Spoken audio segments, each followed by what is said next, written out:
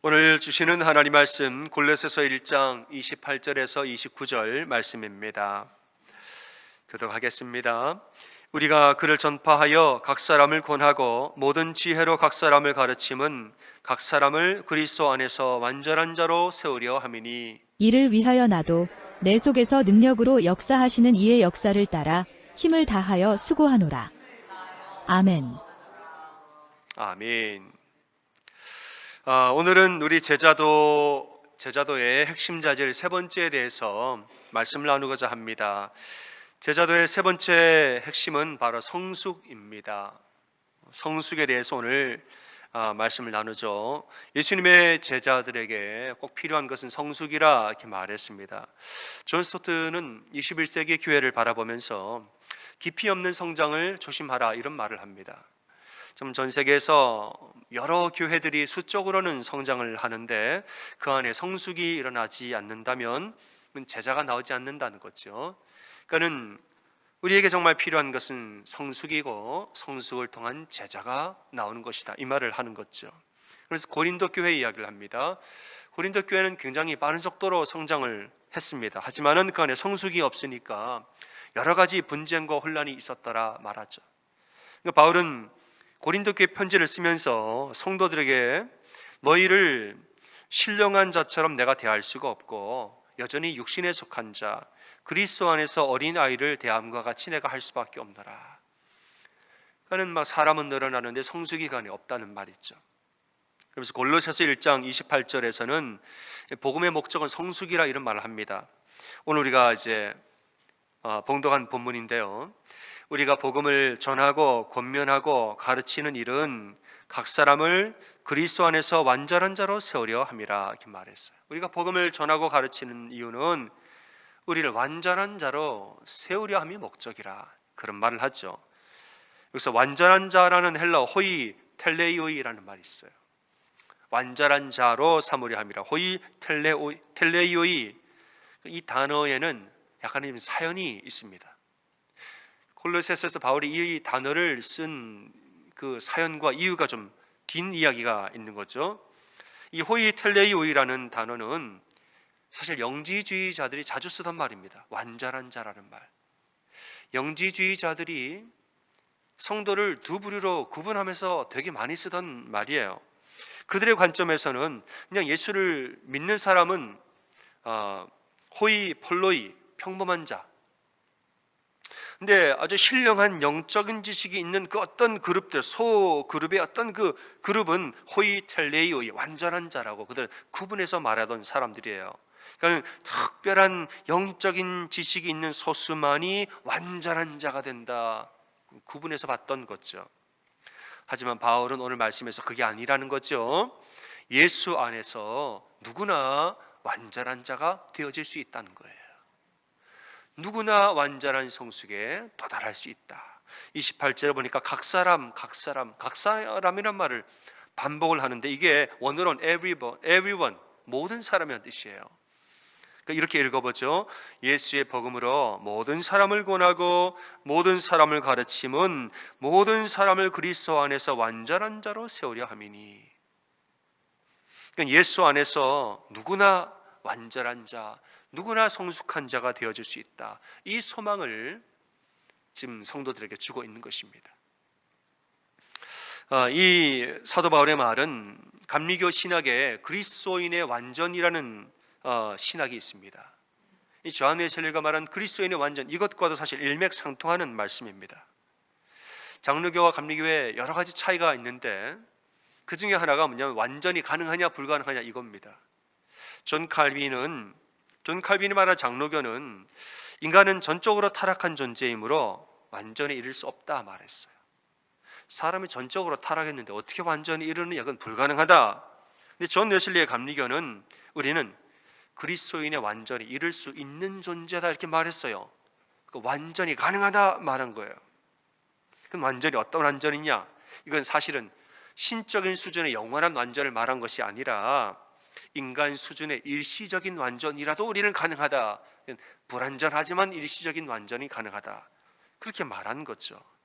그러니까 사람이 살다 보면 아무리 내가 완전한 상태라도 무의식 중에 죄가 있을 수도 있고, 그러니까 무의식적인 실수를 할 수도 있다는 거죠. 혹은 내가 완전했다가 다시 불완전의 상태로 다시 백할 수도, 돌아갈 수도 있지만, 적어도 완전이라 하면 내 동기의 순수성, 하나님을 사랑하고 사람을 사랑하는 동기에 있어서의 순수성만큼은 완전한 상태가 우리 올 때가 있다는 거죠. 실제로 존 웨슬리는 본인의 저널을 적을 때 내 주변에 아무개는 이미 완전에 도달한 자요, 소개하기도 하고 설교 중에도 어느 분은 정말 그리스도인의 완전에 도달한 자요, 소개를 여러 번 하기도 합니다. 그러니까 이것이 뭐냐? 가능하다는 거예요. 가능하다. 사실 엄밀한 의미에서 웨슬리가 말하는 완전은 크리스천 퍼펙션, 이 완전이라는 것은 엄밀한 의미에서는 사실 불완전이죠.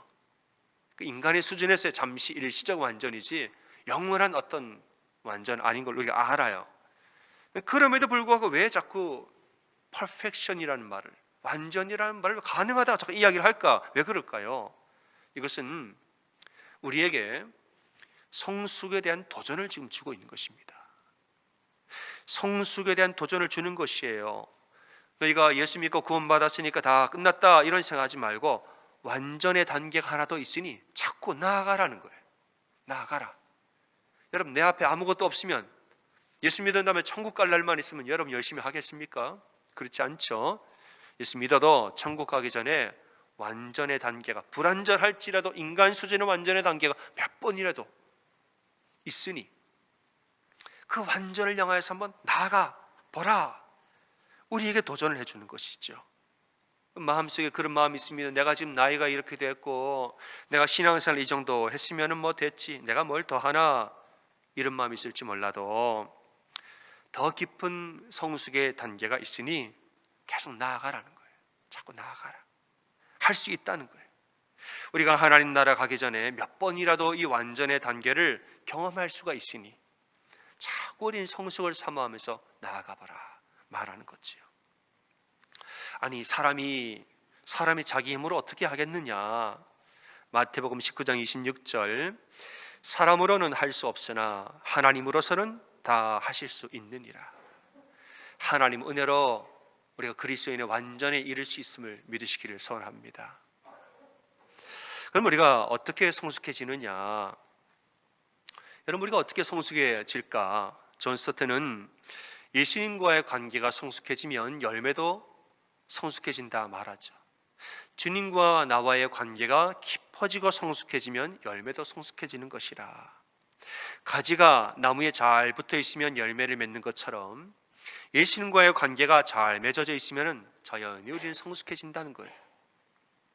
우리의 팔다리가 우리 몸에 연결되어 있는 것처럼 예수 그리스도와 한 몸으로 연결되어서 함께 사는 사람은 예수님과 모든 언행과 심사에서 주님과 늘 함께 사는 거예요. 생각을 공유하고 행동을 공유하며 그 앞에 순종하고 따라가며 이렇게 살 때에 성숙이 일어난다는 거예요. 이런 예수님과의 관계가 깊어질 때 우리는 네 가지를 하게 되는데, 첫째는 주님을 예배하고, 그 다음 주님을 신뢰하고, 그리고 주님을 사랑하고 주님께 순종하게 된다, 이렇게 말했어요.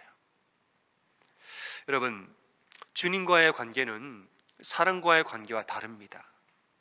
우리가 좋은 친구가 있으면 그 친구를 신뢰하기도 하고 사랑하기도 하죠. 근데 그 친구를 예배하거나 그 친구에게 순종하지는 않습니다.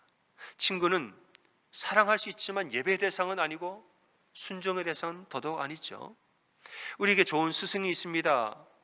스승님이 있으면 우리가 신뢰할 수도 있고 사랑할 수도 있고 심지어 그에게 순종할 수도 있어요. 다만 스승을 예배하지는 않습니다. 사람은 예배 대상이 아니죠. 하지만은 우리 예수님은 어떤 분입니까? 예수님 나의 친구이면서 스승이면서 그러나 그 이상인 거예요. 예수님 어떤 분입니까? 만물의 창조주요, 만물의 주관자여, 만물의 구원자이시라는 거예요. 예수님의 초월적인 우월성을 우리가 믿는다면은 그를 신뢰하고 사랑하는 것을 넘어서서 그분을 예배하고 그분의 말씀 앞에 엎드려 순종하게 되어진다는 거예요. 여러분, 예수님은 나의 좋은 친구죠. 우리 찬송에도 있어요.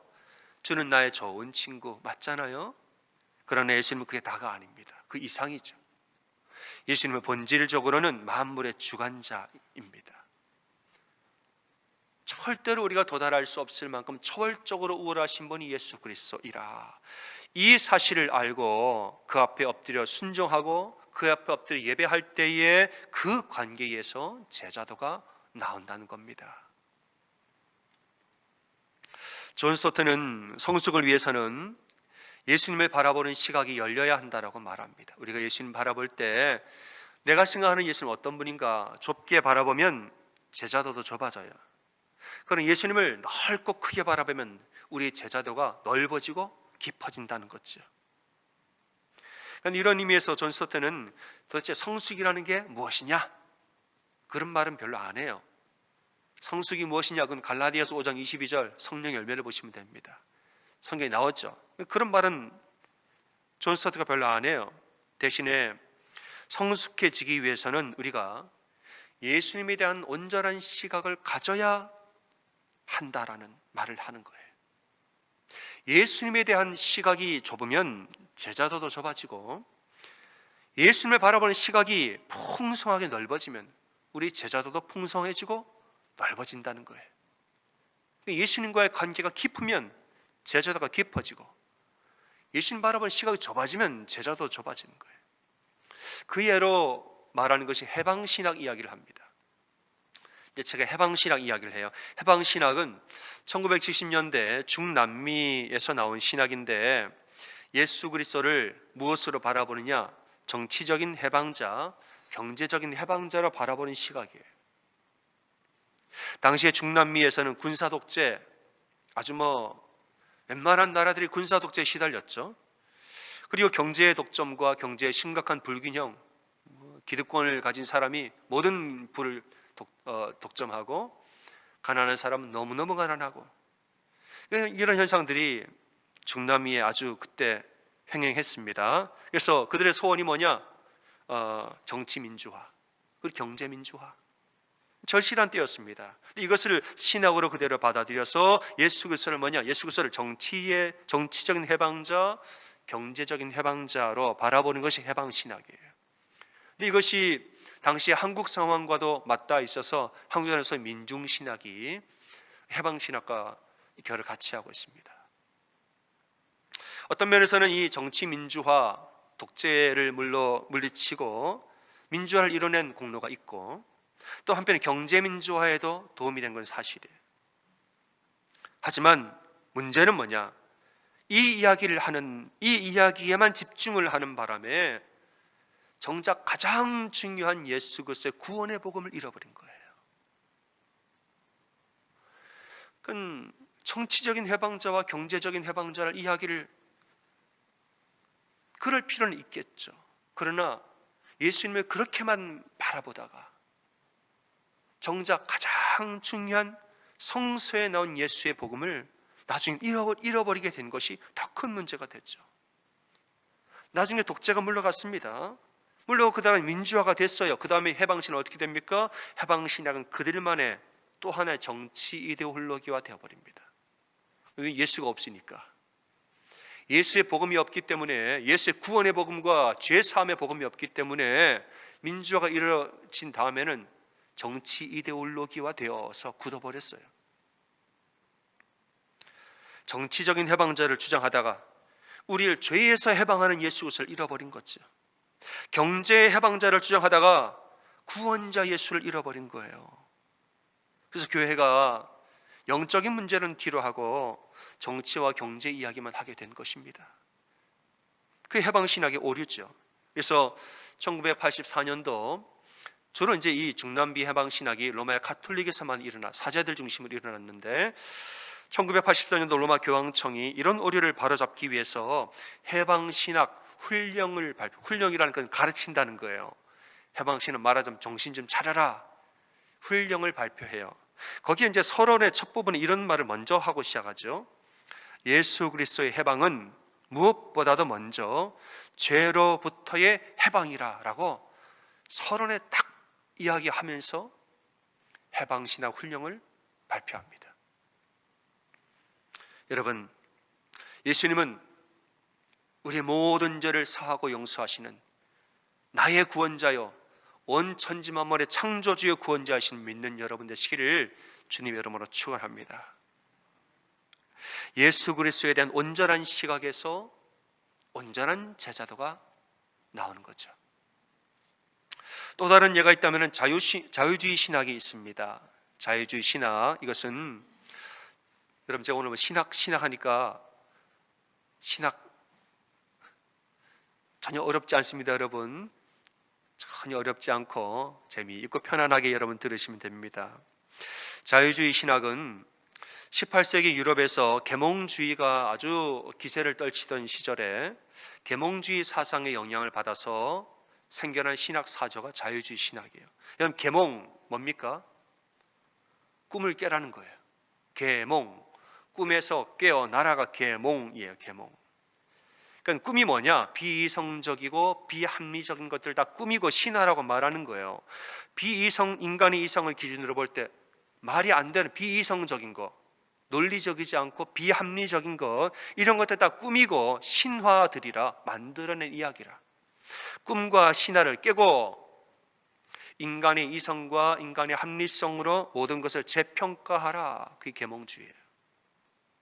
그러니까 이런 걸 받아서 자유주의 신학도 이제는 성경을 재평가하기 시작하는데 뭘로 평가할까요? 인간의 이성과 인간의 합리성을 기준으로 성경을 재평가해요. 재평가. 그래서 뭡니까? 이성에 이해되지 않는 것들은 다 지워버리는 거예요. 합리적이지 않은 비합리적인 성경의 것들은 다 지워버리고 이것은 신화다. 천지창조, 이거는 신화다. 홍해가 갈라진 기적 말이 되느냐? 논리적으로 설명해봐라. 이건 신화다. 오병이어의 기적, 누가 도시락 싸워가지고 각자가 도시락 싸운 거 다 꺼내놨겠지. 도시락 썰이 있어요. 이건 만들어낸 이야기다. 예수의 무리를 거르신 기적, 병 고친 기적을 과학적으로 어떻게 설명해서 설명이 좀 되는 거는 과학이, 이건 의사로 약을 먹어서 나은 거고, 설명이 안 되는 것은 다 거짓말, 꾸며낸 이야기라. 성경에서 다 지워버린 거예요. 신화다, 설화다, 다 지워버렸어요. 그러면서 어떤 운동이 일어나느냐? 우리가 이런 신화, 이런 설화, 그런 거 말고 진짜 역사 속에서 정말 실존했던 예수의 진짜 모습을 한번 찾아보자. 역사적인 예수를 한번 재발견해보자. 이런 운동, 이걸 말하면 소위 역사적 예수 운동이라고 말해요. 굉장히 유명한 운동이에요. 역사적 예수 운동이 거기서 일어나요. 그래서 역사적인 사실에 근거한 진짜 예수의 모습을 찾아보자 이거예요. 그때도 뭐하냐? 고고학이 발달합니다. 고고학이 굉장히 발달하고 역사 비평, 문헌 비평, 자료 비평, 전승 비평, 온갖 비평, 성서를 비평하는 비평적인 방법들이 굉장히 많이 발달을 하죠. 이제 얼마 후에 신학자들이 발표를 시작합니다. 내가 이제 역사를 연구해 여러 가지로 내가 분석을 해봤더니 이게 바로 역사적인 진짜 예수다라고 이제 논문을 발표하고 소개를 시작합니다. 이 모습이 바로 진짜 예수 모습이다. 이제 소개를 하기 시작했어요. 근데 여러분 문제가 뭔지 아십니까? 그들이 서로가 발표하고 내놓았던 역사적 예수의 모습이 다 달라요. 아니 진짜 예수의 모습을 발견하고 연구를 했는데 그 연구한 결과를 보면은 각자가 말한 역사적 예수의 모습이 다 다르다는 거예요. 이게 문제인 거예요. 그러니까 결국은 뭐냐? 성경에 나온 예수를 지워버리고 내가 원하는 예수의 모습을 그려넣은 겁니다. 성경에 나온 예수를 지워버리고 내가 원하는 예수의 모습을 거기다 그려넣은 거예요. 근데 그 모습이 결국은 뭡니까? 제 얘기가 아니에요. 알버트 슈바이처 얘기예요. 그럼 뭐냐? 자화상이에요. 자화상. 자기 초상화를 거기다 그려넣은 거예요. 내 생각을. 알버트 슈바이처, 우리는 이제 아프리카의 의료 선교사로 알고 있죠. 그러나 사실은 슈바이처는 선교사로 가기 전에 독일에서 유명한 신학자였습니다. 그 슈바이처는 역사적 예수 운동에 대한 연구를 했습니다. 역사적 예수를 연구한 사람들을 연구했어요. 그래서 슈바이처가 내린 결론이 뭐냐? 그들은 진짜 예수의 모습을 그리지 않고 각자가 바라는 예수의 상을 그려 넣은 것이다. 그 모든 것들은 다 자기 초상화다. 자기 얼굴을 갖다 그려 넣은 것이다. 결론을 내렸습니다. 이 슈바이처의 논문을 끝으로 역사적 예수 운동의 1세대는 완전히 막을 내려버려요. 거긴 끝나요. 그 뒤로 사실 예수의 역사를 거슬러 2세대와 3세대가 시작되는데, 그때부터는 뭐냐? 성경에 나온 예수 그리스도를 지우지 않고 그 예수 그리스도를 바탕에 두고 연구를 합니다. 여러분, 성경에 나온 예수님을 지워버리면 큰일 납니다. 아멘이십니까? 성경에 있는 예수를 지우면 큰일 나요. 그러다 결국엔 내 얼굴밖에 못 그립니다. 초상화 그려 넣는 거예요. 예수님의 역사를 따라가는 것도 좋고 고고학적 발견도 다 좋아요. 다 좋으나 우리가 믿는 바 성경에 나온 예수 그리스도의 기적과 예수 그리스도의 복음을 절대로 지우면 안 된다는 사실을 꼭 기억하시기를 바랍니다. 여러분, 예수 그리스도는 누구십니까? 우리는 예수님에 대해서 어떤 시각을 지금 가지고 있습니까? 우리가 가지고 있는 시각에 따라서 우리의 제자도가 나오는 거예요. 예수님은 누구십니까? 만물의 주관자요, 우리의 구원자일 뿐 아니라 온 세상과 온 만물의 구원자가 예수 그리스도. 여러분, 우리는 어디에 기록된 예수를 믿습니까? 성경에 기록된 예수를 믿는 줄로 믿습니다. 우리가 믿는 예수는 내가 만들어낸 예수 아니요, 사람이 꾸며놓은 예수가 아니요, 우리가 믿는 예수는 성경에 기록된 예수를 믿어요. 여러분, 그래서 우리의 믿음이 성숙해지려면, 우리의 믿음이 깊어지려면 예수 그리스도의 초월적인 우월성을 알아야 합니다. 예수님의 초월적인 우월성, 우월하신 분, 만물의 주관자요, 창조주이시며 만물의 구원자이신 높으신 예수 그리스도의 우월성을 제대로 알아야 그분을 우리가 예배하고 순종하죠. 예수님은 나의 친구 맞습니다. 저도 알아요. 예수님 나의 친구. 친구보다 더 좋은 친구죠. 이 세상 어느 친구보다도 예수님 나의 가장 좋은 친구예요. 그런데 여러분, 친구 이상인 것을 알아야 되죠. 친구는 예배 대상 아니고 순종 대상 아닙니다. 여기에서 그쳐버리면 우리의 제자도가 협소해지는 거예요. 골로새서 1장 15절과 20절에서는 예수님을 하나님 아버지 그 자체라고 말합니다. 하나님 아버지 그 자체, 만물의 주, 교회의 머리, 최고의 존재로 고백해요. 십자가의 보혈로 하나님과 우리 서로 화목케 하고, 우리만 화목케 해요? 하나님과 모든 만물을 화목하게 하는 분이라고 했어요. 그런 분이 예수 그리스도. 이 믿음이 있을 때 우리는 예수님을 진심으로 신뢰하고 진심으로 사랑하고 그분 앞에 엎드려 진심으로 예배하며 그 말씀 앞에 철저히 순종하는 성숙한 그리스도인이 됨을 믿으시길 바랍니다. 사랑하는 여러분, 예수님에 대한 온전한 시각에서 온전한 제자도가 나옵니다. 우리가 믿는 예수님 어떤 분입니까? 우리는 어디에 적혀있는 예수를 믿습니까? 성경에 나온 예수를 믿고 성경이 가르치는 신앙생활 할 때에 우리의 믿음이 성숙해집니다. 예수 그리스도의 절대적인 우월성을 알 때 제자도가 깊어져요. 그래서 여러분, 우리의 신앙생활은, 우리 신앙의 초점은 누구에게 맞춰줘야 됩니까? 예수 그리스도, 우리 살아계신 하나님, 만물의 주관자이신 하나님께 우리 신앙의 초점이 맞추어져 있어야 돼요. 신앙생활은 사람 중심이 아니라 하나님 중심으로 해야 합니다. 여러분 맞습니까? 신앙생활은 하나님 중심으로 해야 돼요.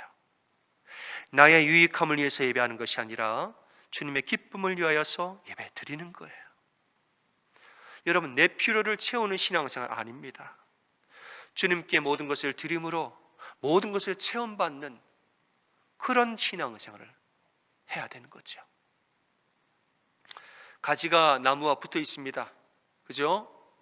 가지에서 잎이 있죠. 잎이 태양을 받아 광합성 작용을 해서 가지는 이 나무에게 영양분을 보내줍니다. 다 보내줘요. 그럼 그 나무는 영양분을 받아서 다시 땅에 있는 수많은 어마어마한 영양분을 또 가지로 보내주는 거예요. 그런 열매가 맺히는 거죠. 가지와 나무가 붙어 있을 때 가지가 나무에게 모든 것을 보내면 또 나무는 가지에게 모든 것을 흘려보내요. 이러한 관계에서 성숙이 나옵니다. 제자도는 거기에서 시작되고 거기에서 하나님 앞에 순종하고 그분을 엎드려 예배하는 신앙의 성숙이 일어납니다. 여러분 뭐 다 아시겠지만은 예나 지금이나 앞으로도 그럴 거예요. 세상은 인간의 이기적인 본성을 부추깁니다. 세상은 원래 그래요. 왜냐? 모든 사람은 다 이기적인 본성이 있기 때문에 우리는 본성상 인간의 이기심을 부추기는 게 맞습니다. 그래서 신앙생활 할 때도 늘 뭐라고 유혹을 합니까? 신앙생활 하고 싶어? 해라. 다 해라. 대신에 너 중심으로 신앙생활 해라. 예배 드리고 싶어? 예배 드려라. 대신에 네가 너 중심으로 예배를 드려. 하나님 믿고 싶어? 믿어. 얼마든지 믿어. 다만 너 중심으로 믿어. 너 중심. 네가 먼저야. 네가 먼저고 하나님 그 다음이지. 여러분 신앙생활 그런 거 아닙니다. 성숙한 신앙은 하나님이 먼저요.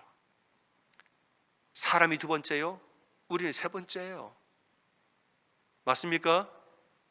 Jesus first, others second. 우리는 몇 번째예요? 우리는 세 번째입니다. 이 백성은 나를 위하여 지었나니 나를 찬송하게 하려 함이라. 우리는 하나님을 찬송하고 하나님을 예배하는 존재로 지음받았습니다. 사랑하는 여러분, 세상의 풍조에 흔들리지 말고 하나님 중심의 신앙, 말씀 중심의 신앙을 함께 훈련하고 함께 그 신앙으로 나아가는 저와 여러분이 다 되어지기를 주님의 이름으로 축원합니다. 아멘. 우리 다 함께 일어나겠습니다. 일어나서 여러분 마음에 손 얹고 저와 함께 좀 고백하겠습니다. 이렇게 이제 두 손을 마음에 얹으시고 저를 따라 고백해 보겠습니다. 성경 중심, 예수 중심으로 신앙생활 하자. 고백합니다. 시작. 성경 중심, 예수 중심으로 신앙생활 하자. 한 번 더 합니다. 시작. 성경 중심, 예수 중심으로 신앙생활 하자. 아멘. 찬양하겠습니다. 예수를 나의 구주 삼고 성령과 피로써 거듭나니 구원의 주님을 함께 찬송하겠습니다. 예수를 나의 구주 삼고 성령과 피로써 거듭나니 이 세상에서 내 영혼이 하늘의 영광 누리로다. 이것이 나의 간증이요 이것이 나의 찬송일세. 나 사는 동안 끊임없이 우주를 찬송하리로다.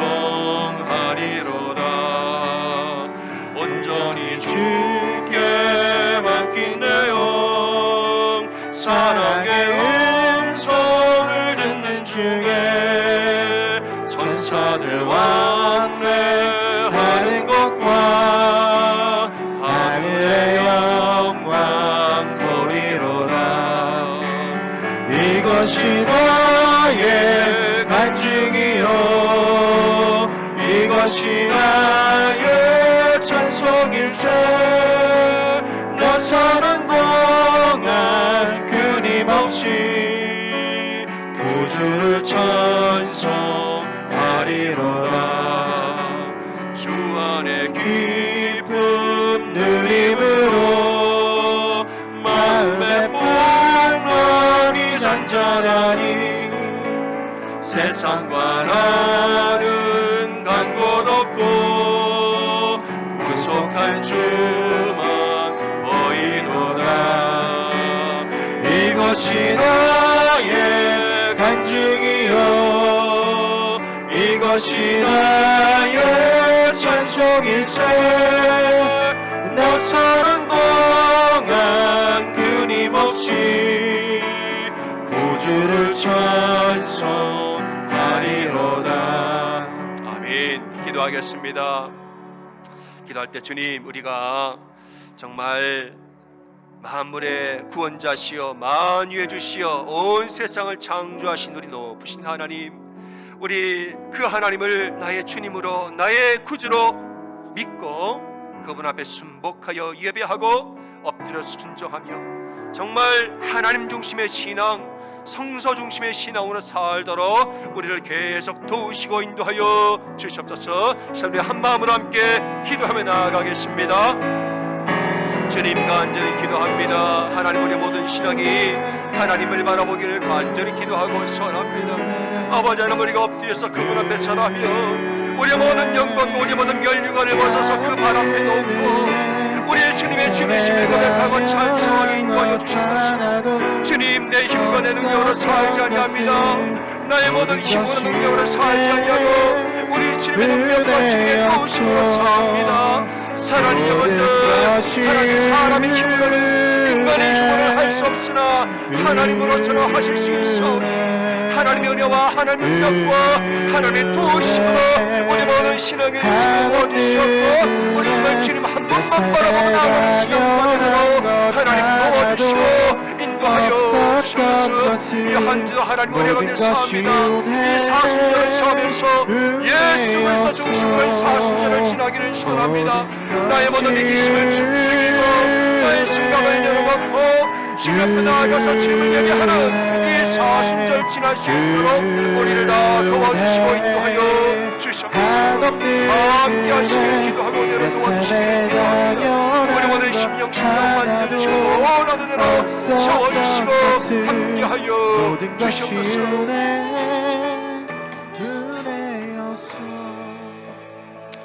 하나님, 감사합니다.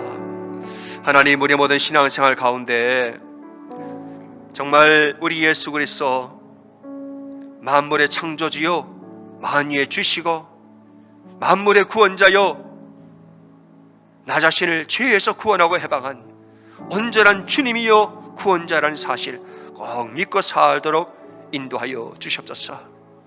정말 예수님을 온전한 구주와 온전한 성사도 예수님에 대한 시각을 가지고 정말 예수님 앞에 우리가 나아가서 그분 앞에 엎드려 절하고 예배하며 정말 그분의 말씀 가운데 온전히 순종하여서 나의 모든 면류관을 내어놓고 나의 왕관을 당신의 발 앞에 내어놓습니다 고백하며 사는 그런 당신의 제자들 다 되도록 도와주시옵소서. 이제 사순절을 시작하면서 정말 인간의 마음과 사람의 마음 중심이 아니요 예수 그리스도 중심, 예수님의 십자가의 보혈을 깊이 묵상하는 이런 은혜의 사순절을 다 지내도록 성령님 우리를 도우시고 함께하여 주시옵소서. 이제는 우리를 죄에서 구원하신 예수 그리스도 놀라운 은혜와 하나님 아버지 극진하신 사랑과 성령이 돌보신 은혜와 역사하심이 이제 사순절을 예수님의 십자가 가운데서 보혈을 깊이 묵상하며 살기를 소원하는 사랑하는 모든 성도들의 심령 인생과 삶의 자리 가운데에 이제로부터 영원토록 함께하여 주시기를 간절히 축원하옵나이다. 아멘.